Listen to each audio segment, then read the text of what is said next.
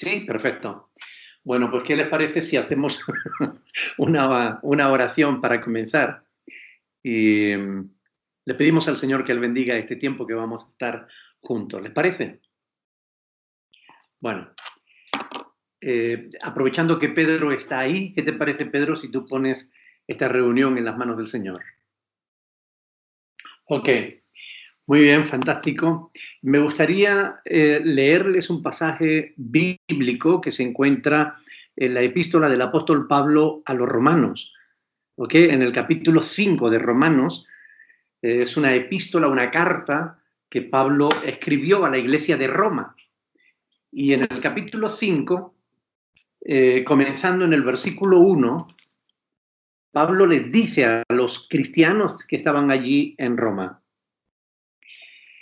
Romanos 5:1 dice: justificados pues por la fe, tenemos paz para con Dios por medio de nuestro Señor Jesucristo, por quien también tenemos entrada por la fe a esta gracia en la cual estamos firmes y nos gloriamos en la esperanza de la gloria de Dios.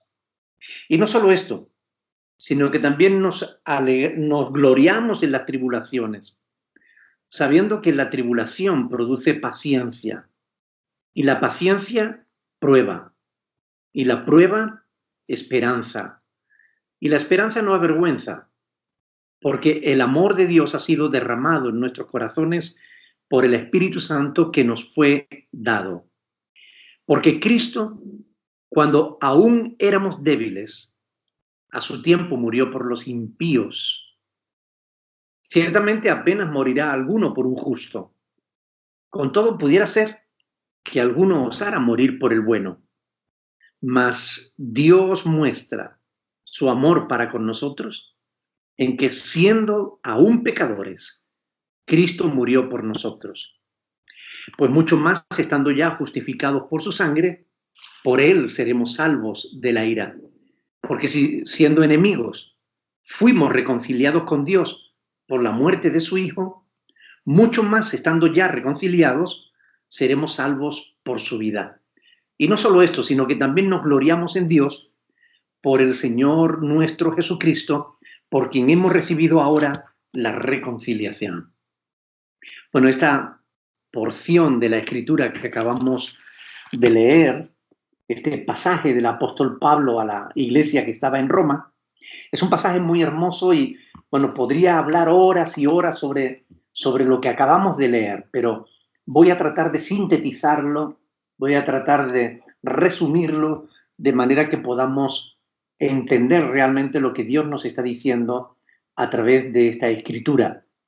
Justificados pues por la fe, tenemos paz para con Dios por medio de nuestro Señor Jesucristo. Ese primer versículo nos dice que el ser humano nos podemos justificar delante de Dios. ¿Por qué necesitamos justificarnos?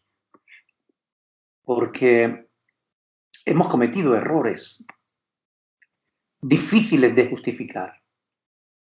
Hemos tomado decisiones erróneas en nuestra vida. Hemos hecho cosas que no debíamos haber hecho. Hemos dicho cosas que no deberíamos haber pronunciado.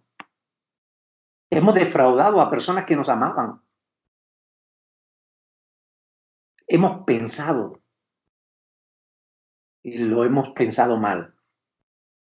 Y todo esto nos condena delante de Dios, pero fíjense la buena noticia que el apóstol Pablo le da a los cristianos en Roma. Justificados pues por la fe. La fe es lo único que justifica al ser humano. ¿La fe qué es? La fe es confiar en Dios, es creer a Dios. La fe es pensar que lo que la palabra de Dios nos dice es verdad. Eso es tener fe. Creer a alguien es tener fe en alguien. La palabra de Dios nos exhorta, nos anima a tener fe en Dios. Justificados pues por la fe. La fe nos justifica. ¿La fe en quién o en qué? No la fe en la iglesia. Porque cuando uno mira la historia de la Iglesia, uno se da cuenta de que muchas veces la Iglesia no ha sido fiel a Dios. No la fe en los hombres, porque los hombres fallan también. Aún esforzándose por hacer las cosas bien, muchas veces los hombres fallan. ¿Fe en quién? ¿En quién hay que podamos confiar y que sepamos que no nos va a fallar? La única persona en la cual podemos fiarnos de verdad es en Dios. Hay un proverbio, el proverbio 3 dice, fíate del Señor de todo tu corazón. Proverbios capítulo 3, versículo 5. Fíate del Señor de todo tu corazón y no te apoyes en tu propia prudencia. Reconócelo en todos tus caminos y Él enderezará tus veredas. ¿Te gustaría que Dios enderezara tus veredas, tus caminos? La verdad es que Él puede hacerlo. Muchos de vosotros os habéis esforzado por enderezar vuestro camino. Y algunos lo han conseguido por algún tiempo y después han vuelto a torcer sus caminos. Otros ni siquiera lo han intentado. Pero aún aquellos que lo han intentado no pueden mantenerse en un camino recto. Porque para poder hacerlo necesitamos que Dios nos ayude. Y miren, Dios es confiable. En Él podemos creer, en Él podemos confiar. Él no nos va a fallar. Yo sé que algunos piensan que Dios les falló, pero en realidad no es así. En realidad fuimos nosotros los que le fallamos a Dios, no Dios a nosotros. La Biblia dice que aun cuando nosotros fuéramos infieles, Dios permanece fiel. Dios no falla, nosotros le fallamos a Él. Y a pesar de eso, Él está dispuesto a perdonar nuestros pecados y justificarnos por medio de la fe. La fe en Cristo, la fe en su obra, lo que Cristo hizo por nosotros. ¿Sabes lo que Cristo hizo por nosotros? Se entregó, dio su vida por todos nosotros. Porque nosotros estábamos lejos de Dios, enojados con Dios. Y Dios estaba enojado con nosotros por nuestros pecados. Pero en Cristo Jesús podemos reconciliarnos con Dios. Y dice, justamente este pasaje dice eso. Justificados pues por la fe, tenemos paz para con Dios, por medio de nuestro Señor Jesucristo. Porque Cristo pagó la deuda que le teníamos a Dios. Por Cristo también tenemos entrada por la fe a esta gracia en la cual estamos firmes y nos gloriamos en la esperanza de la gloria de Dios. ¿Qué significa eso? Significa que por fe en Cristo no solamente tú puedes ser justificados delante del Padre, perdonado y justificado. Cuando tú eres justificado significa que Dios te da el visto bueno, que Dios dice, este ya no me debe nada, este ya está en paz conmigo. Y además de eso, tú tienes entrada por la misma fe, por la fe tienes entrada a esta gracia en la cual podemos estar firmes y nos gloriamos en la esperanza de la gloria de Dios. Significa que el cristiano se alegra de saber que tiene esperanza. Esperanza de vivir en la gloria de Dios. Esperanza de disfrutar con Dios de una vida eterna muy diferente a la que conocemos aquí abajo. Una vida donde ya no existe el dolor, el pecado, la maldad, donde nadie nos podrá hacer daño, ni siquiera nosotros mismos. Porque reconozcámoslo, nosotros somos nuestro peor enemigo. A los demás los podemos dominar, les podemos vencer, pero nos cuesta más vencernos a nosotros mismos. Esa fiera que hay dentro de nosotros, que nos domina y que a veces nos lleva a hacer cosas que no queremos. Cristo, por medio de la fe en Cristo, podemos tener la esperanza de que un día seremos liberados de toda esa tensión que se acumula dentro de nuestro corazón. Porque a veces queremos hacer el bien, pero no podemos ser liberados de esa tensión interna. Dios va a hacer su obra, nos va a liberar. Dice la palabra de Dios que seremos transformados a la imagen de Jesús. Nos gloriamos en esa esperanza. Y no solo en eso, sino que nos lo gloriamos incluso en las tribulaciones, sabiendo que la tribulación produce paciencia. Es decir, es un proceso que Dios a veces usa para perfeccionar nuestras vidas.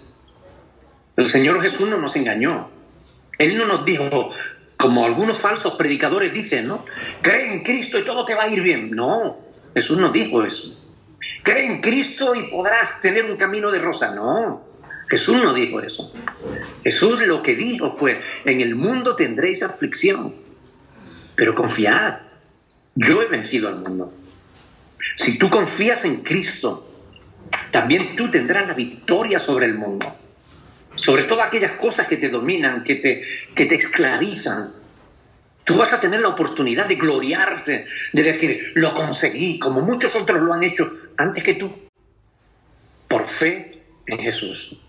Se han visto liberados, de verdad, libres de toda atadura, libres de toda corrupción. Cristo nos amó de tal manera que entregó su propia vida por nosotros.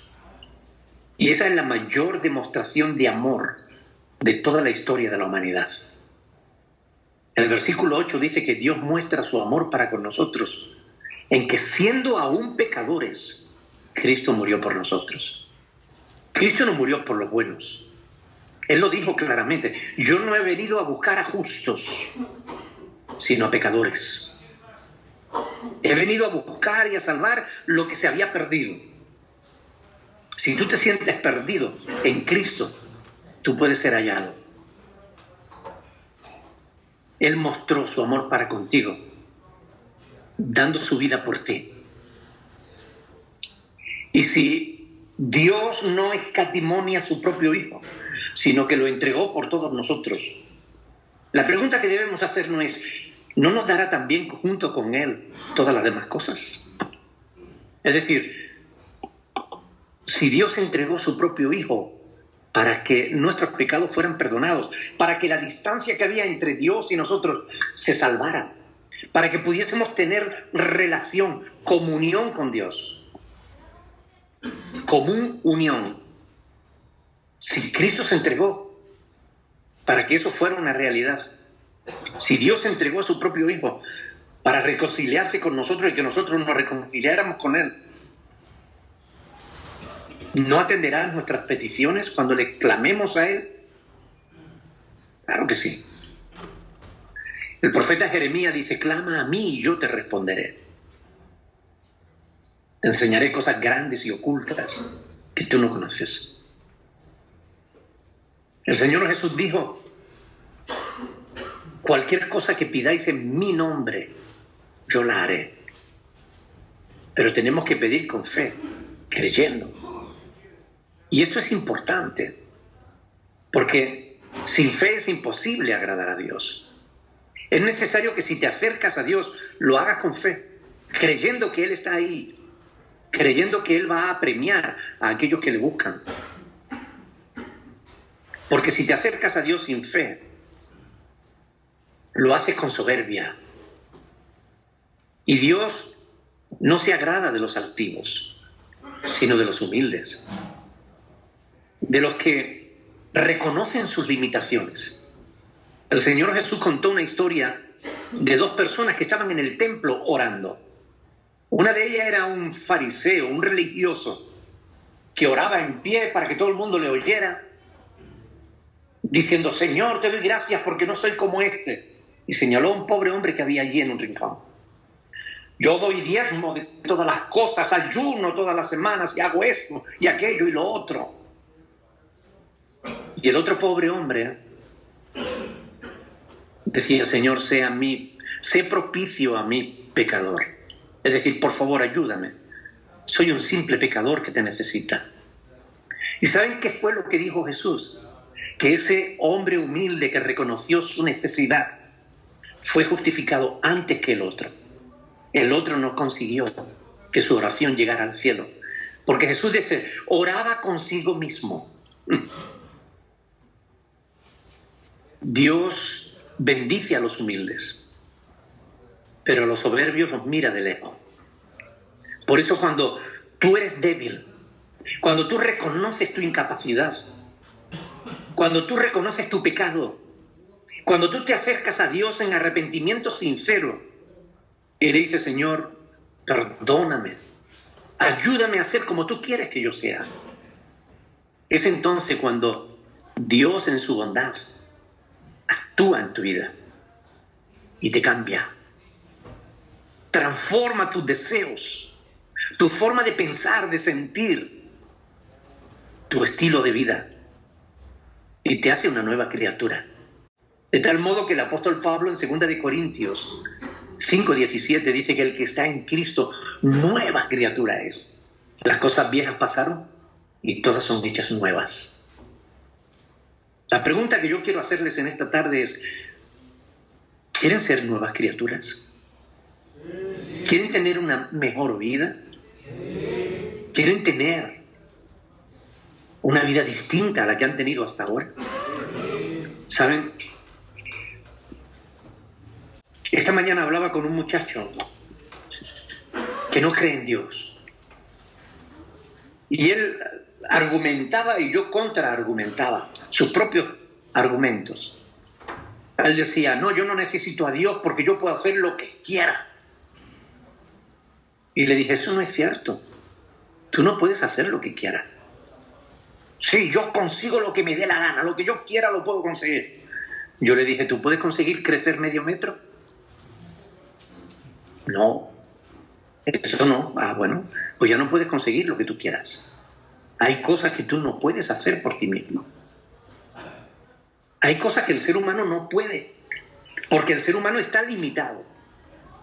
Pero, ¿qué limitación tiene Dios? Dios no tiene limitación alguna. Dios sí puede todas las cosas. Lucas capítulo 1, versículo 37 dice que nada hay imposible para Dios.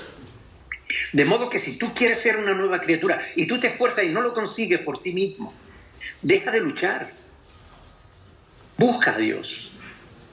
Enciérrate en tu aposento, en tu habitación y dile, Señor, quiero ser mejor persona y no lo consigo. Orar no es hacer rezos, no es repetir palabras. Orar es hablar, es conversar con Dios. Dile, Señor, quiero ser mejor persona. Me esfuerzo y no lo consigo. Necesito que tú me ayudes. Y Dios va a actuar en tu corazón. Va a ayudarte a ser esa persona que tú no puedes por ti mismo. ¿Pero quieres? ¿Quieres ser una nueva criatura? ¿Quieres darle un giro a tu estilo de vida? ¿Quieres ser un mejor hombre? ¿Quieres ser un mejor esposo? ¿Un mejor padre? ¿Un mejor hijo? ¿Un mejor hermano? ¿Un mejor amigo? ¿Un mejor profesional? Si quieres mejorar tu vida, puedes. No por ti mismo, pero sí si depositas tu fe y tu confianza en el Señor. Porque Él hace milagros. Aún hoy, 21 siglos después de haber estado pisando esta tierra, Cristo sigue haciendo milagros. Yo los veo a diario. Veo personas cambiando sus vidas. Parejas con muchísimos problemas que lo solucionan. Y acaban más enamorados, más firmes, más comprometidos que antes. Veo familias desestructuradas que comienzan de nuevo a solucionar sus problemas. Veo hombres solos que no pueden ver a sus hijos porque no han estado actuando bien. Yo les veo cambiar de vida y recuperando a sus hijos, porque Dios puede hacer lo que tú no puedes hacer, pero es necesario que le entregues tu vida a Cristo. Es necesario que recibamos a Jesús no solo como nuestro Salvador, sino también como el Señor de nuestra vida. Eso significa que Dios no está para servirme a mí, sino que yo estoy para servir a Dios. Eso significa que no es Dios quien tiene que hacer lo que tú quieras, sino tú lo que quiere Dios. Poner las cosas en el orden correcto hace que nuestra vida empiece a cambiar, porque todo comienza aquí. Si depositas fe y confianza en tu vida, tú puedes hacer un borrón y cuenta nueva. Puedes empezar a vivir de una manera distinta. ¿No te gustaría? Pues ahí donde está. Permíteme que te diga una cosa. Tú puedes comenzar hoy mismo esa nueva vida. Cierra tus ojos ahí donde está. Olvídate de quién tienes a tu derecha o a tu izquierda, delante o detrás. ¿Qué importa lo que los demás piensen o hagan o digan? Lo importante es que tú ahí donde estás, cierre tus ojos y le digas: Señor, perdona mis pecados. Me arrepiento de haber hecho tantas cosas que no debía hacer. Perdóname, Señor. Yo quiero ser otra persona diferente. Ahí donde estás, dile: Señor, ayúdame. Por mí mismo no puedo. Pero si tú me ayudas, no hay nada que yo no pueda hacer. Por favor, dame la fuerza necesaria. Ayúdame. Quiero agradarte, Señor. Quiero ajustar mi vida a tu voluntad. Quiero que tú hagas la obra, que me transforme en una nueva criatura, que yo pueda cambiar de vida, ser mejor hombre, mejor hijo, mejor esposo, mejor padre. Yo quiero parecerme a Jesús, díselo, porque Él puede hacer esa obra en ti. Dile: Señor, yo voy a creer en ti. Voy a tener en cuenta, Señor, tu palabra en mi vida. Lo que vaya aprendiendo cada día, voy a tratar de ponerlo por obra. Pero necesito que tú me ayudes, para que no me desanime, Señor. Para que no me deje desviar ni a derecha ni a izquierda, sino a seguir firme en tu camino. Ayúdame, Señor, en el nombre de Jesús. Amén. Amén. ¿Saben? Muchas veces los cristianos le hemos dicho a las personas: Dios tiene un propósito para tu vida. Y lo hemos dicho porque es verdad. Únicamente que muchas personas no saben cuál es el propósito de Dios para sus vidas. Ahora, si tú coges la palabra de Dios y vas a Romanos capítulo 8, versículo 29, ahí dice que a los que antes conoció, también los predestinó para que fuesen conformes a la imagen de su Hijo, para que Él, Cristo, sea el primogénito entre muchos hermanos. El propósito de Dios para tu vida es que tú seas conforme a la imagen de Cristo. Si piensas por un momento cómo era Cristo, cómo es Cristo: honesto, amable, una persona con gozo, con paz, con sabiduría. ¿No te gustaría ser así? Tú puedes serlo. Si sigues las instrucciones de la palabra de Dios, tú puedes serlo.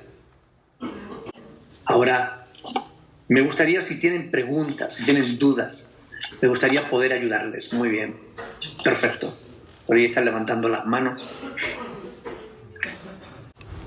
Pastor, nos preguntan aquí los hermanos, ¿cómo pueden hacer para que la oración funcione? Bueno, la palabra de Dios nos enseña que para que la oración funcione, tenemos que pedir no dudando, porque el que duda es como las ondas del mar. Por tanto, si pedimos, tenemos que pedir en fe. Pero también dice la Sagrada Escritura que debemos pedir conforme a la voluntad de Dios. Porque muchos piden, pero no piden conforme a la voluntad de Dios. Es necesario pedir conforme a la voluntad de Dios. Es decir, yo no puedo acercarme a Dios y decirle, Señor, ayúdame a conquistar a mi vecina, que es muy guapa y quiero estar con ella, aunque yo soy un hombre casado. No, eso no puedo pedirlo, porque no es conforme a la voluntad de Dios. ¿Ok? Pero sí puedo decirle, Señor, ayúdame para que yo pueda ser feliz en mi matrimonio. Ayúdame para que mi esposa se sienta a gusto conmigo y yo con ella. Eso sí es conforme a la voluntad de Dios. Y tenemos que pedir con fe, lo cual significa creyendo que Dios es capaz de actuar en las vidas y en las circunstancias que nos rodean. Por tanto, si oramos conforme a la voluntad de Dios y lo hacemos con fe, ya solo nos falta un tercer requisito: pedir en el nombre de Jesús. Jesús dijo, todo lo que pidiereis al Padre en mi nombre. ¿Por qué tenemos que pedir en el nombre de Cristo? Por una razón muy sencilla, porque nosotros no tenemos mérito alguno para ir delante de Dios y decirle, dame esto o dame aquello. ¿Por qué? ¿Qué derecho tenemos a pedirle? Ninguno. Pero por medio de Cristo sí, porque Cristo es su Hijo, engendrado por Dios, y es nuestro hermano. Nosotros somos hijos adoptivos de Dios. Y si le decimos, Padre, dame esto en el nombre de Jesús, ahí Dios nos da aquello que le pedimos si es conforme a su voluntad y realmente tenemos fe en que nos lo va a dar. Pero hay que pedirlo en el nombre de Jesús. Yo cuando oro, siempre termino mi oración, si he hecho alguna petición, siempre le digo, en el nombre de Jesús. Porque Jesús lo enseña así. Por tanto, con fe, sabiendo que Dios tiene poder para hacerlo, conforme a su voluntad y en el nombre de Jesús. Así es como debemos orar. Y si tenemos en cuenta esos tres requisitos, esas tres condiciones, entonces Dios responderá a nuestra oración. Gracias. Pastor, también nos preguntan cómo pueden empezar a leer la Biblia. Esa es muy buena pregunta. Miren, la Biblia es un libro que tiene, en realidad, no es un documento solo. Es como una pequeña biblioteca que contiene 66 documentos. La Biblia tiene 66 libros. Es uno solo, pero por dentro está dividida en 66 documentos. Los 5 primeros se llaman el Pentateuco, que son los libros que escribió Moisés. Génesis, Éxodo, Levítico, Número, Deuteronomio. Esos 5 primeros libros se les llaman el Pentateuco, y eso los escribió Moisés. La Biblia se escribió en un periodo de tiempo de aproximadamente 1500 años. Moisés fue el primero que empezó a escribir, y el último que terminó de escribir la Biblia fue el apóstol Juan, aproximadamente en el año 70 después de Cristo. Sin embargo, la Biblia es un solo libro, porque cuando empezamos a leer la Biblia, hay un solo autor. Aunque hay 40 escritores, hay un solo autor, porque dice el apóstol Pedro que los santos hombres de Dios escribieron siendo inspirados por el Espíritu Santo. De modo que aunque lo que ellos escribieron no fue lo que ellos quisieron, sino que escribieron lo que Dios les dijo que debían escribir. Por eso muchas veces en la Biblia leemos, vino a mí la palabra de Dios y me dijo, escribe. O así dice el Señor. Entonces eran inspirados para escribir esas palabras. Entonces, la Biblia, aunque son 66 libros, están divididos en dos grupos, el Antiguo y el Nuevo Testamento. Son 39 libros en el Antiguo Testamento y 27 libros en el Nuevo Testamento. Claro, el Antiguo Testamento se empezó a escribir aproximadamente en el año 1500 a.C. por Moisés y se terminó en el año aproximadamente 400 a.C., el último fue Malaquías. Después, el Nuevo Testamento se empieza a escribir aproximadamente en el año 50 después de Cristo y se termina aproximadamente en el año 70 después de Cristo. Así que para nosotros, si queremos leer la Biblia y entenderla, para nosotros que no somos hebreos, ni tampoco griegos, el Antiguo Testamento fue escrito en hebreo y el Nuevo Testamento en griego, gracias a Dios lo tenemos traducido al castellano. Pero para nosotros que ni somos griegos ni somos hebreos, nos cuesta mucho menos empezar a leer la Biblia por el Nuevo Testamento que por el Antiguo. Así que mi consejo es, si quieren leer la Biblia y entenderla, comiencen por el Nuevo Testamento. Busquen, por ejemplo, el Evangelio de Mateo o el Evangelio, cualquiera de los Evangelios, y empiecen ahí. Y empiecen a leer desde los Evangelios párrafo a párrafo, verso a verso. Y cuando lean cualquier palabra, por ejemplo, si se van a Mateo capítulo 1, versículo 1, miren, Evangelio de Mateo, capítulo 1, versículo 1. Libro de la genealogía de Jesucristo, hijo de David, hijo de Abraham. Y ahora nos da la genealogía. La genealogía es la descendencia, de dónde desciende Cristo. ¿Por qué nos da esto? Para los judíos, este Evangelio de Mateo fue escrito para los judíos. Para los judíos era muy importante que el Mesías, el Salvador que ellos esperaban, tenía que descender de David. Entonces, Mateo, como sabía que eso era importante para ellos, les escribe esta genealogía y les demuestra por medio de ella que Jesús desciende de David. Pero fíjense, vamos leyendo párrafo a párrafo, verso a verso, y vamos viendo y seguimos la descendencia de Jesús hasta llegar el versículo 16, dice: y Jacob engendró a José, marido de María, de la cual nació Jesús, llamado el Cristo. Y dice, de manera que todas las generaciones desde Abraham hasta David son 14, de David hasta la deportación de Babilonia 14, y de la deportación de Babilonia hasta Cristo 14. Y comienza a revelarnos ahora cómo fue que Jesús nació, ¿no? Entonces, párrafo a párrafo, verso a verso, tú vas leyendo, debes meditar. Por ejemplo, versículo 18, el nacimiento de Jesucristo fue así.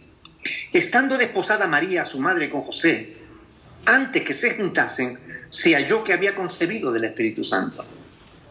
Claro, para entender este texto, habría que entender algo de la cultura judía del tiempo de la época de Jesús. Pero si no, hay diccionarios que nos ayudan a poder entenderlo. Ahora, ¿qué dice aquí? Que María estaba desposada. Desposada no significa casada, sino comprometida ya en matrimonio.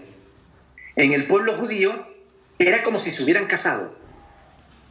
Todavía no convivían juntos, porque desde que se desposaban hasta que comenzaban a vivir juntos, pasaba aproximadamente unos 10 o 12 meses, que es lo que se tardaba una pareja en conseguir la casa, el ajuar, etc. Cuando ya el novio lo tenía todo, entonces iba a por la novia, celebraba una fiesta y se la llevaba a su casa y la hacía su esposa. Pero en ese espacio de tiempo, cuando María estaba desposada con José, antes que se juntasen, es decir, antes de que convivieran juntos, se halló que María había concebido del Espíritu Santo. Y ahora Mateo nos sigue explicando. José, su marido, como era justo y no quería infamarla, quiso dejarla secretamente. ¿Por qué? Porque en la ley judía, si una mujer era adúltera, debía morir apedreada. Y José no quería que le pasara eso a María. Él se sintió defraudado, pero no quería que mataran a María. Dice, y pensando él en esto, he aquí un ángel del Señor le apareció en sueños y le dijo: José, hijo de David, No temas recibir a María tu mujer, porque lo que en ella es engendrado del Espíritu Santo es. Y dará a luz un hijo, y llamará su nombre Jesús, porque él salvará a su pueblo de sus pecados. Jesús, el nombre de Jesús, significa Salvador. Así, paso a paso, verso a verso, podemos ir meditando, preguntando, investigando, tomando nota de las cosas que nos llaman la atención, y si surge alguna duda, pues para eso estamos los pastores, para responderles las dudas o las preguntas que ustedes tengan. Hola, muchachos. Pastor, aquí también nos preguntan que habían escuchado el comentario de que estando aquí en el centro de rehabilitación no pueden pedir la fortaleza de Dios. Y no pueden pedir la fortaleza de Dios. Sí, así es. Escucharon ese comentario. ¿Y quién ha dicho eso? No sabe, la verdad, no lo recuerda, pero eso escuchó. La base de nuestra fe no es lo que diga fulano, mengano, ni lo que yo diga o digas tú. La base de nuestra fe es la palabra de Dios. Miren, vamos a abrir la Biblia por el profeta Isaías, capítulo 40. Y ahí vamos a leer los últimos versículos de ese capítulo. Isaías 40, versículo 28. Escuchen bien lo que dice ahí el profeta, o mejor dicho, lo que Dios dice a través del profeta. Y esto es un mensaje de Dios para tu vida. Escuchen bien. Dice, versículo 28, Isaías 40, 28. ¿No has sabido? Es una pregunta. ¿No has sabido? ¿No has oído que el Dios eterno es el Señor, el cual creó los confines de la tierra? Y ahora nos habla de Dios y nos dice, no desfallece, ni se fatiga con cansancio. Y su entendimiento no hay quien lo alcance. Él da, ¿qué dice ahí? Esfuerzo alcanzado. Y multiplica las fuerzas al que no tiene ningunas. Los muchachos se fatigan y se cansan. Los jóvenes flaquean y caen. Pero los que esperan en el Señor tendrán nuevas fuerzas, levantarán alas como las águilas, correrán y no se cansarán, caminarán y no se fatigarán. Ahí lo que Dios nos está diciendo es que Él es nuestra fortaleza. ¿A quién vamos a ir si no a pedirle fortaleza? Tenemos que ir a Dios. ¿Qué dijimos antes? Si tenemos una necesidad y es conforme a la voluntad de Dios, y pedimos con fe, y en el nombre de Jesús, tengan por seguro que Dios nos dará lo que le pedimos. No hay nada en la Biblia, escuchen bien, yo llevo 40 años estudiándola, no hay un solo texto en la Biblia que diga que ustedes no puedan pedir por fortaleza. Eso no es bíblico. Siempre podemos pedir a Dios, siempre podemos acudir a Dios. Siempre podemos pedirle por nuestras necesidades, siempre. No crean cualquier cosa que le digan en nombre de Dios. Vayan a la Biblia, confírmenlo. Pastor, otra pregunta, dice aquí, ¿por qué Dios quiere que creamos en Él? Porque nos conviene. Necesitamos la fe. Porque o creemos en Dios o acabaremos creyendo en cosas absurdas. Miren, estudien la historia de la humanidad. Los hombres han creído a lo largo de los siglos, han creído cada tontería. En Francia hay una biblioteca científica. Puestos los libros uno detrás de otro, creo que son 14 kilómetros lo que alcanzaría la biblioteca. Un libro detrás de otro, lomo, espalda con espalda. 14 kilómetros de libros científicos, de ciencia que se creyó y que hoy se sabe que son puras tonterías. Hay muchas cosas absurdas que el hombre ha creído a lo largo de los siglos. Cuando no creemos en Dios, cuando nos negamos a creer en Dios, nos quedamos vacíos y tratamos de llenar ese vacío con otras cosas. Si nos negamos a conocer la verdad, acabaremos creyendo cualquier mentira. De hecho, el gran problema del ser humano hoy en día es que se ha dicho tantas mentiras a sí mismo que ya no sabe cuál es la verdad y cuál es la mentira. Pero cuando vamos a Dios y estudiamos las Sagradas Escrituras, ahí encontramos un Dios que siempre ha sido honesto. Dios siempre dijo la verdad. Y lo que Dios dijo, aunque los hombres lo rechazaran, siempre es verdad. Pero lo que los hombres decían, resulta que después nos damos cuenta, avanzamos en el conocimiento y nos damos cuenta de que era una verdadera tontería. Se creía que la tierra estaba sostenida sobre elefantes. Hay personas, millones de personas han creído eso durante siglos. Hasta que se inventaron los satélites y el hombre empezó a salir de la Tierra y vio que la Tierra, nuestro querido planeta, no cuelga de nada, ni está apoyado en nada. Como dice la Biblia, la Tierra cuelga del vacío. La Biblia lo decía hace 3000 años y los hombres lo vienen a descubrir hace unas pocas décadas. Nos conviene creer en Dios. En cierta ocasión me preguntaron, pastor, ¿y si tú vives toda tu vida creyendo que hay Dios y resulta que te mueres y al final descubres que no lo hay, no habrás perdido tu tiempo y todo? ¿No habrá sido en vano todo lo que has hecho? Yo le dije no. Porque si yo muero y descubro que Dios no existe, yo no he perdido absolutamente nada. He ganado.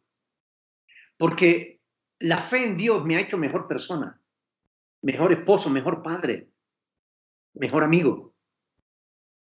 Me ha dado una vida mucho más placentera en todos los sentidos. No he perdido nada. Ahora escúchame bien. ¿Y si tú vives toda tu vida pensando que Dios no existe y te mueres y descubres que sí? Tú sí que vas a perder.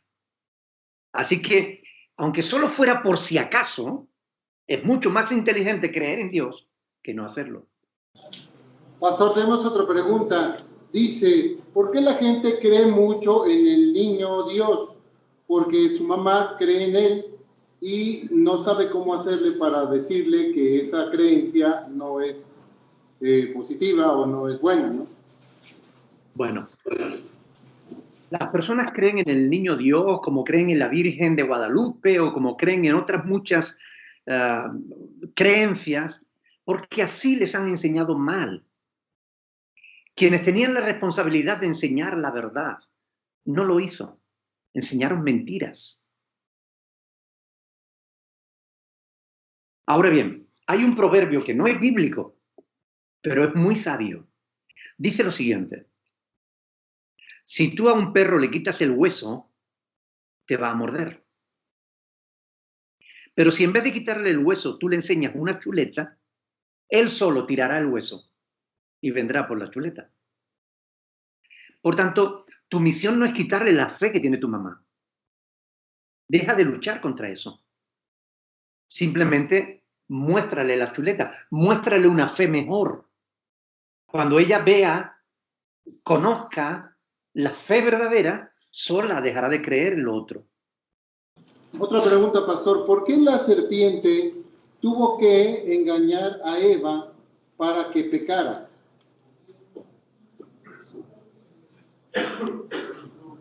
No se escuchó. Era necesario que el ser humano fuera probado, porque Dios quiso hacer un ser perfecto. Y el ser humano, para que fuera perfecto, tenía que ser libre. Libre y responsable. Y Dios lo rodeó de todo lo bueno. Solamente una sola cosa puso a la que Dios le dijo, no toques esto. Pero Dios le dio libertad al ser humano. De hecho, que Adán y Eva pecaran demuestra que el hombre era libre. para obedecer a Dios o rebelarse contra Él. Y el hombre y su mujer decidieron rebelarse contra Dios en su libertad. ¿Por qué Dios le puso la prueba? Si sabía que iban a pecar. Pues porque ya Dios había previsto también la solución a su problema. Dios sabía que ellos iban a pecar, sí, porque Dios lo sabe todo de antemano. Pero Dios previó la manera de salvar al ser humano de sí mismo. Por eso, nada más caer, le dijo a la serpiente que su simiente, la simiente de la serpiente, heriría a la simiente de la mujer en el calcañar, y que la simiente de la mujer heriría a la simiente de la serpiente en la cabeza. La primera profecía bíblica sobre Cristo, el Señor que iba a venir. Es decir, Dios iba a proveer por medio de Cristo, por medio de la fe en Cristo, nos iba a dar la esperanza de reencontrarnos con Él, de reconciliarnos con Él. Y de esto es justamente de lo que antes les estuve hablando. Por eso dice el apóstol Pablo que Dios nos ha dado el ministerio de la reconciliación. Porque no solo tenemos que reconciliarnos con Dios, sino ayudar a otros a que también lo hagan. Era necesaria la prueba para que el ser humano fuera libre en su elección. Ahora bien, los hijos no llevarán los pecados de los padres, ni los padres cargarán con los pecados de los hijos. Ezequiel capítulo 18, versículo 20. Dice claramente, el alma que pecare, esa morirá. Es decir, cada uno de nosotros somos responsables de nuestros hechos. Por el pecado de Adán pagará Adán. Por el pecado de Eva pagará Eva. Tú pagarás por los tuyos. O, si eres inteligente, creerás en Cristo y entonces no tendrás que pagar porque ya Cristo pagó por ti. ¿Cómo se puede alimentar al espíritu? Buena pregunta. Buena pregunta. ¿Cómo se puede alimentar el espíritu? ¿Cómo alimentamos el cuerpo?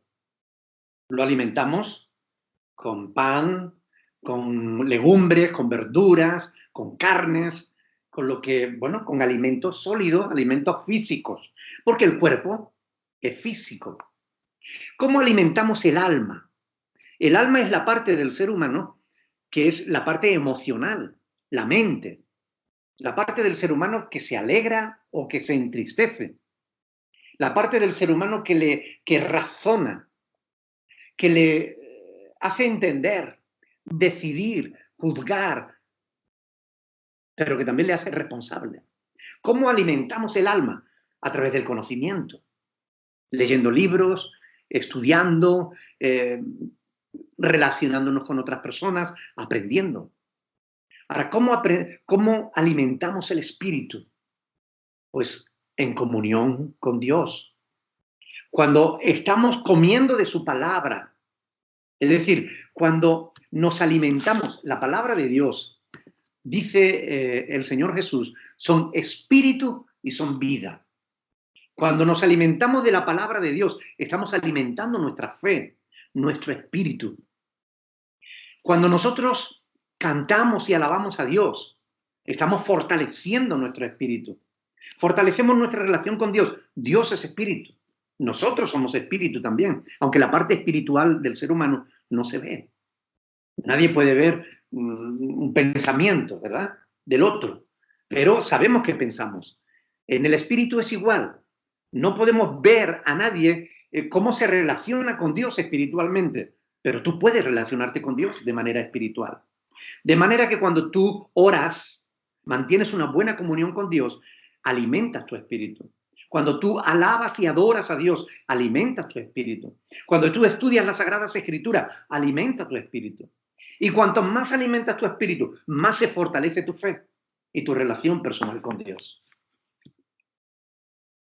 La siguiente pregunta es, ¿qué es lo que Dios realmente quiere para nosotros? Bueno, creo que ya respondí esa pregunta cuando leímos Romanos capítulo 8, versículo 29. Dios quiere de nosotros que nos parezcamos más a su Hijo Jesucristo. Por eso, Él ha prometido para todos los que crean que recibirán el Espíritu de Cristo, el Espíritu Santo de Dios. Cuando una persona cree en Cristo, el Espíritu de Dios viene a vivir en su corazón.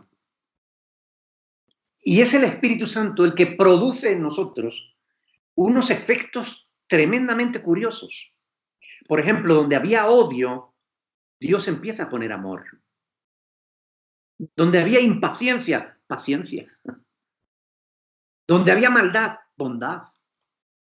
El Espíritu Santo produce, ustedes lo pueden ver en la epístola del apóstol Pablo a los Gálatas, capítulos 22 y 23, dice que los frutos del Espíritu son amor, gozo, donde había amargura, Él pone gozo, paciencia, bondad, benignidad, mansedumbre, templanza, fe.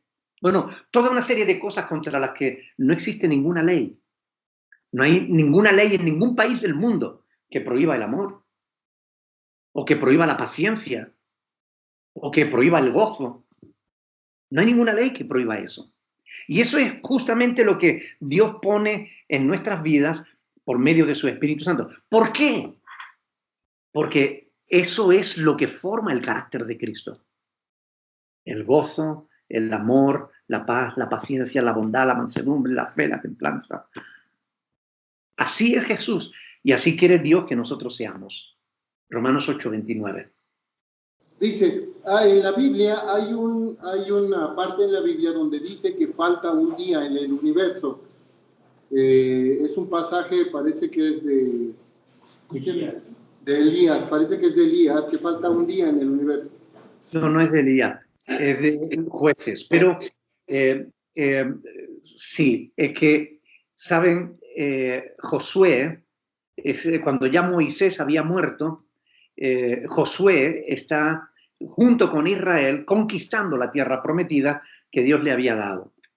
Porque los pueblos que habitaban aquellas tierras eran tan perversos que sacrificaban a sus propios hijos en el fuego, los quemaban vivos en adoración a un ídolo llamado Moloch. Y aquello entristeció tanto el corazón de Dios que mandó a Israel a vencer, a derrotar a esos cananeos y les dio su tierra, se las dio al pueblo judío. De hecho, por eso los judíos reclaman esa tierra para ellos, porque es suya. 3.000 años antes de Cristo, ya 1.500 años antes de Cristo, ya ellos estaban viviendo ahí, ¿verdad? Bien, cuando Josué estaba en una de esas batallas, peleando contra los enemigos, el sol se empezaba a poner. Y si llegaba la noche, iban a tener que interrumpir la batalla y el enemigo se le iba a escapar. De manera que Josué oró a Dios y le dijo que detuviese el sol. Desde la perspectiva de Josué, él lo que veía es que se movía el sol. En realidad lo que se paró fue la tierra. En su giro, la tierra se detuvo y el día se alargó hasta que Josué pudo conquistar a sus enemigos. Y bueno, los científicos han hecho mediciones, no sé cómo se hace eso, pero ellos han hecho sus mediciones y efectivamente faltan 23 horas 47 minutos en todo lo que es la historia de la humanidad. Y bueno, sí, ese fue el tiempo, un día casi, que se detuvo el sol hasta que Josué pudo conquistar la tierra prometida. Aquí hay una pregunta que dice, ¿quiénes son los 144,000 que van a gobernar con Jesús? No, los 144,000 no son gente que vayan a gobernar, sino que son gente que serán librados de un periodo de prueba que ha de venir sobre el mundo entero y que la Biblia le llama la gran tribulación. En Apocalipsis capítulo 7 se dice justamente quiénes son estos 144,000. Ahí, si vamos a Apocalipsis capítulo 7, leemos, dice versículo 1, después de esto, Vi a 4 ángeles en pie sobre los 4 ángulos de la tierra, que detenían los 4 vientos de la tierra para que no soplase viento alguno sobre la tierra, ni sobre el mar, ni sobre ningún árbol. Vi también otro ángel que subía de donde sale el sol, y tenía el sello del Dios vivo, y clamó a gran voz a los 4 ángeles a quienes se les había dado el poder de hacer daño a la tierra y al mar, diciendo: no hagáis daño a la tierra, ni al mar, ni a los árboles, hasta que hayamos sellado en sus frentes a los siervos de nuestro Dios.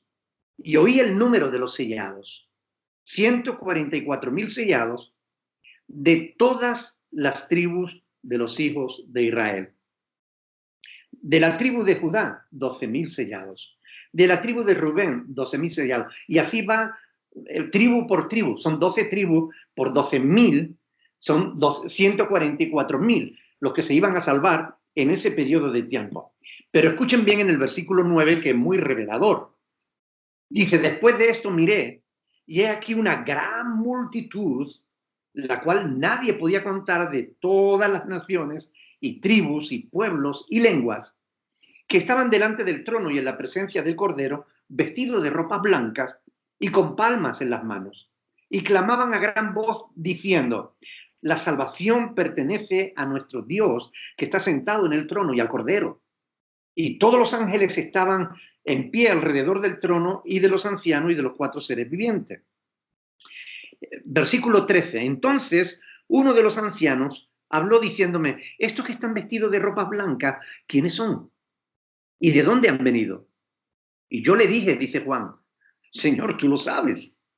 Y él me dijo: estos son los que han salido de la gran tribulación, y han lavado sus ropas y las han emblanquecido en la sangre del Cordero. Es decir, la gran tribulación es un periodo de prueba que Dios ha profetizado que va a venir sobre el mundo justamente como castigo, como juicio de Dios por la maldad de los seres humanos.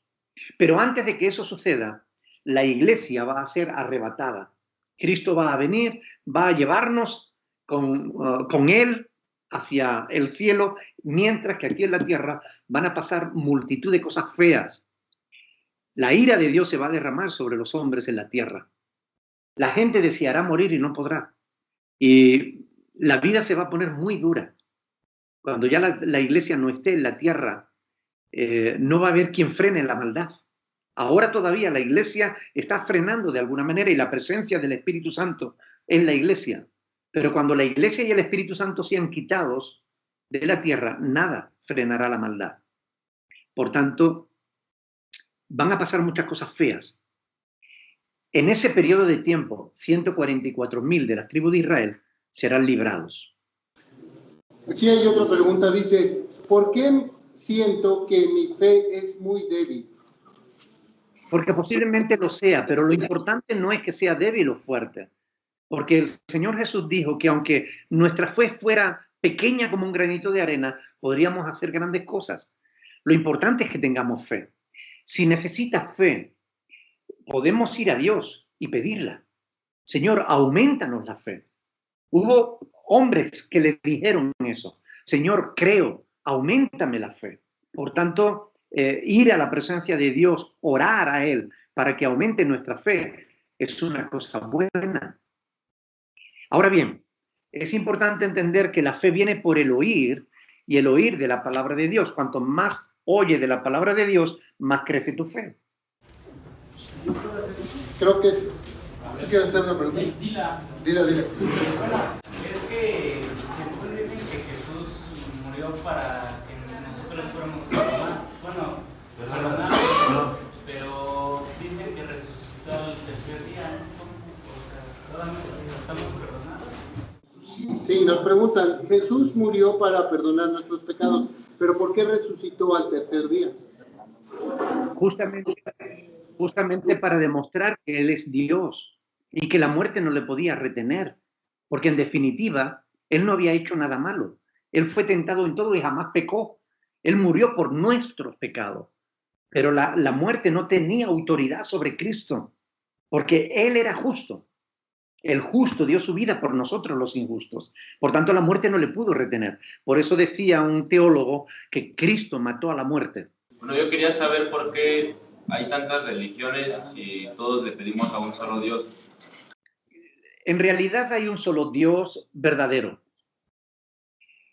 Y sabemos por las Sagradas Escrituras que este Dios verdadero que hizo el cielo, la tierra, el mar y todo lo que en ellos hay, se reveló al hombre, es decir, se manifestó al hombre, le comunicó su voluntad. Pero los hombres eligieron hacer la suya propia, le dieron la espalda a Dios. A partir de ese momento, cuando los hombres se apartan de Dios, evidentemente los hombres tenían preguntas. Y si no tenían a Dios para que se las respondiera, o no querían creer a Dios, pues se inventaban sus propias respuestas. Al dejar de adorar a Dios, empezaron a adorar a las criaturas. Hay un pasaje muy interesante en Romanos capítulo 1, donde el apóstol Pablo les dice algo muy interesante, ¿no? Dice a partir del versículo 18, Romanos 1, 18, dice, porque la ira de Dios se revela desde el cielo contra toda impiedad e injusticia de los hombres que detienen con injusticia la verdad. Es decir, Dios se enoja con el que conoce la verdad y no la comparte. Porque lo que de Dios se conoce les es manifiesto, pues Dios se lo manifestó. Porque las cosas invisibles de Él, su eterno poder y deidad, se hacen claramente visibles desde la creación del mundo, siendo entendidas por medio de las cosas hechas, de modo que no tienen excusa. Pues habiendo conocido a Dios, no le glorificaron, ni le dieron gracias, sino que se envanecieron en su razonamiento, y su necio corazón fue entenebrecido.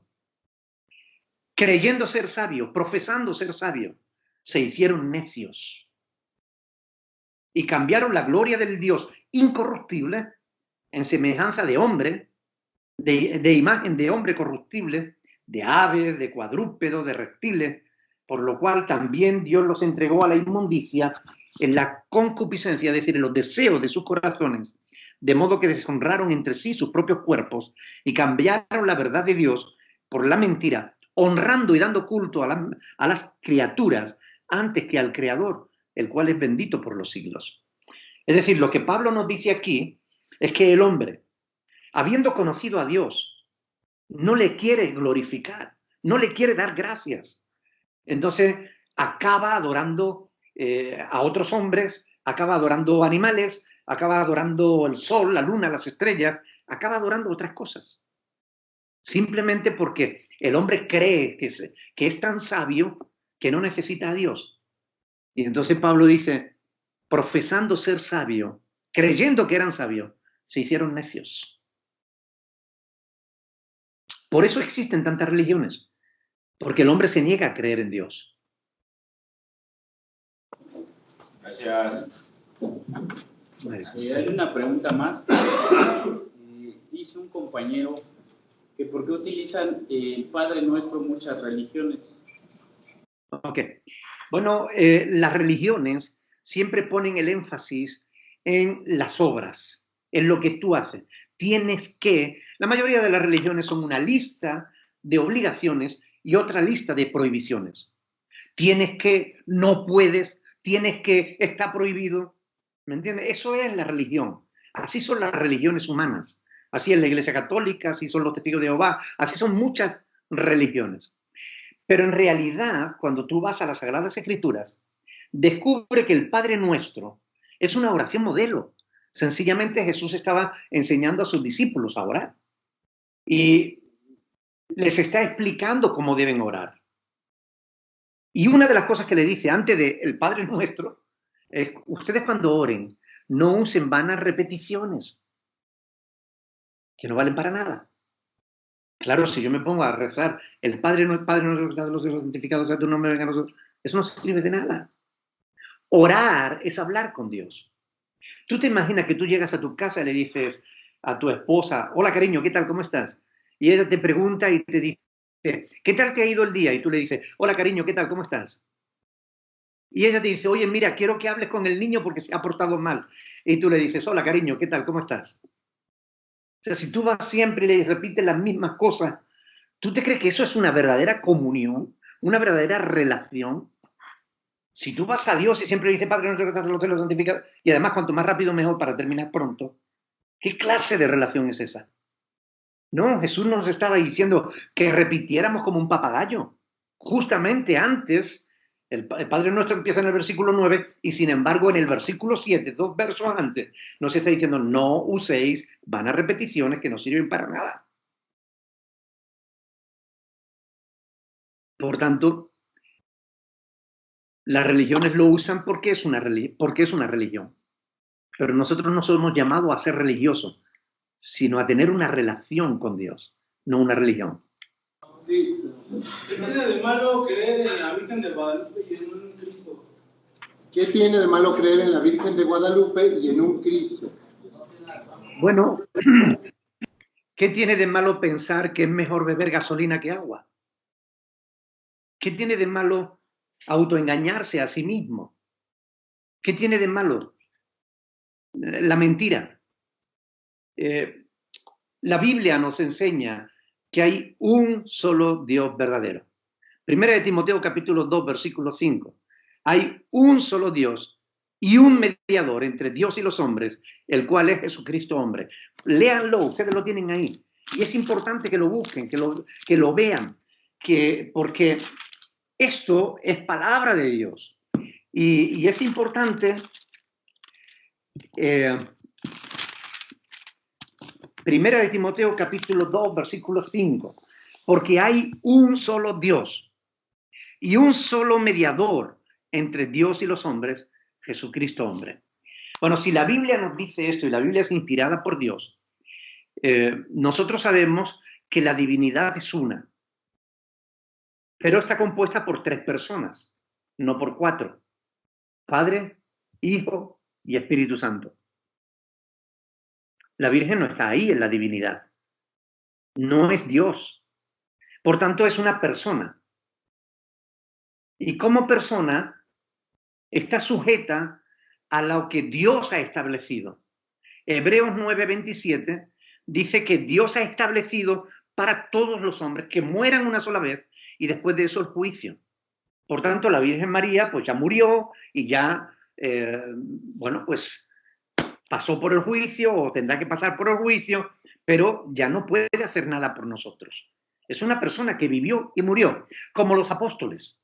Hay quien adora a los apóstoles, hay quien le reza a los apóstoles. La Iglesia Católica enseña que hay que rezar a los santos. Pero la Biblia nos dice, tú cuando ores, enciérrate en tu aposento y tu Padre que ve en lo secreto te recompensará en público. Nuestras oraciones tienen que ir dirigidas al Padre. Jesús nos enseña, vosotros cuando oréis, decid así, Padre nuestro.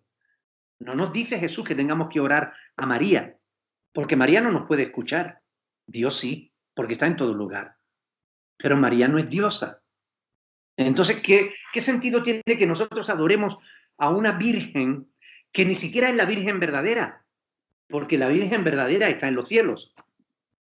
Por tanto, la Virgen de Guadalupe es simplemente una imagen que los españoles llevaron a México para engañar a los católicos llevaron a México para engañar a la gente y seguir sacándole el oro que había en México. ¿Ok? Ahora, en pleno siglo XXI, no quieran seguir siendo engañados. Busquen la verdad, escudriñenla. Porque la verdad vale más que el oro. No se dejen engañar. A ver, hay uno más, permítame. Hola, pastor, yo me equivoqué. La pregunta no era de la justicia le pertenece a Dios. Creo que menciona que la venganza solamente le pertenece a Él. Que dejar a Él la justicia, que le dejemos a Él la venganza o algo así, ¿no? Sí. Sí, o sea, habla de la venganza de Dios, ¿no? A ver, dice que solamente Él puede vengar por nosotros, no solamente la justicia es de Él, que Él solamente puede tomar manos sobre nuestros enemigos, a eso me refería. Entonces no recuerdo en qué parte de la Biblia viene y quería ver si usted podría recordarme para volverlo a leer. Sí, Romanos capítulo 12, versículo 17 al 21, justamente de eso. Gracias. Cuando tengamos problemas con alguien, ahí se nos está diciendo justamente en el capítulo 12, verso 17, dice no paguéis a nadie mal por mal. Procurad lo bueno delante de todos los hombres. Si es posible, en cuanto dependa de vosotros, estad en paz con todos los hombres. Y dice, no os venguéis, versículo 19, no os venguéis vosotros mismos, amados míos, sino dejar lugar a la ira de Dios. Porque escrito está, mía es la venganza, yo pagaré, dice el Señor. Así que si tu enemigo tuviere hambre, dale de comer.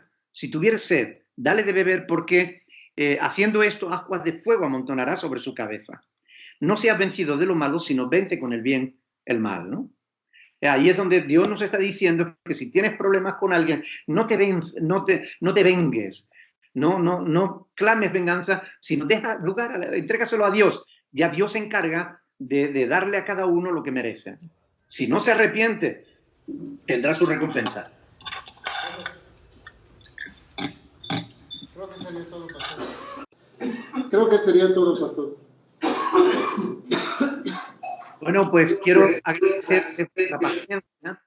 Gracias por haber estado en esta conexión y sé que es mucho rato y que cansa, pero de verdad que a mí como me apasiona las cosas de Dios, pues para mí se me pasa el tiempo volando. Pero doy gracias a Dios por vuestra paciencia y yo les animo a que de verdad, busquen a Dios. Hablen con Dios. No le recen. No repitan oraciones aprendidas de memoria.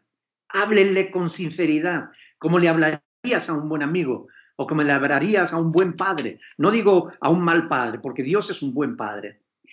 Por tanto, traten de acercarse a Dios. Lean la Biblia, lean el Nuevo Testamento, lean y conozcan a Dios, porque eso es en lo único que el ser humano se puede alabar. Recuerden las palabras de Jeremías. No se alabe el rico en su riqueza, ni el valiente en su valentía. Alábese en esto el que se hubiere de alabar, dice Dios, en conocerme y entenderme que yo soy Dios. Por tanto, conozcan a Dios, acérquense a Él. Vuestra vida va a ser mucho mejor. Yo les aseguro que no se puede vivir mejor sin Dios que con Dios.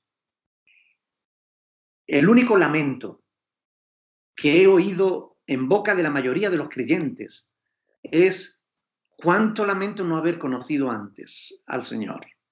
Ese es el único lamento que escucho en boca de un cristiano. Ojalá hubiera conocido antes a Dios. Por tanto, yo les animo. Si me permiten, quiero hacer una oración por vosotros. Padre del cielo, yo te doy gracias por todas y cada una de las personas que están ahí en ese lugar. Gracias por esta hermosa oportunidad de poder conversar con ellos. Yo te ruego en el nombre de Jesús, bendícelos. Oye sus oraciones y respóndelas, Señor. Atiende a la voz de su súplica. Cuando ellos clamen a ti, respóndeles con poder. Glorifícate en ellos. Señor, para que ellos te conozcan, para que sepan cuánto les amas. Ayúdalos a superar sus problemas, sus dificultades. Ayúdalos a afianzarse en la fe. Dale fe, una fe fuerte, firme, capaz de soportar las adversidades.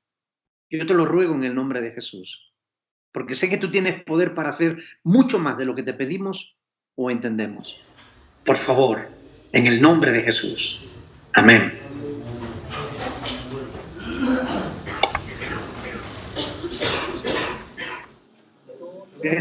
Dios les bendiga muchísimo. Gracias por vuestra paciencia.